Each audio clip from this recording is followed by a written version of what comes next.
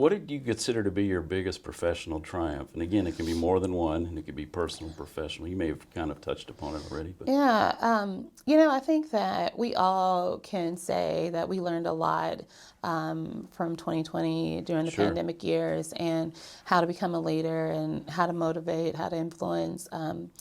But I would say my biggest professional triumph was coming to Hosparus and in the middle of a pretty aggressive fundraising campaign, but also having to motivate and inspire teams during a very, very difficult time that our country was faced with, and having to understand that our community will always need our services, and we're able to be there for people at the most vulnerable time of their lives when they're dealing with serious illness and death.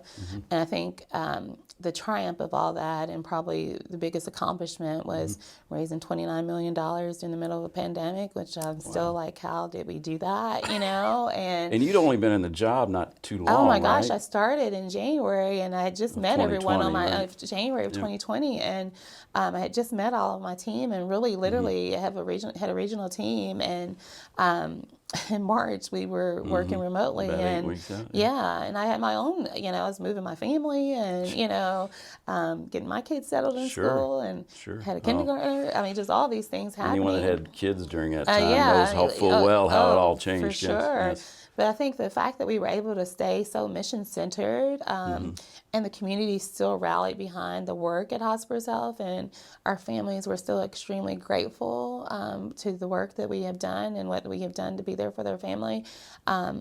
We were able to really receive a lot of generosity and meet those goals, even in the middle of that. I think what I learned from that was that we were all collectively grieving something. And I think the pandemic allowed us to start talking about death and dying and grief. So if anything, from the marketing side of the work that I do, that time period elevated the conversation. So now we talk about death and dying more than we used to. We talk about mental health more than we used to. We talk about grief and the layers of grief and the process of grief more. So we raise money to make sure that people are able to receive our services, but we also elevated the messaging and the storytelling around the work that we do, I would say. That's great. Yeah, that was an interesting, and especially with what you do, for those that may recall, you couldn't conduct your type of business because of, the pandemic. I mean, what a way to navigate all that.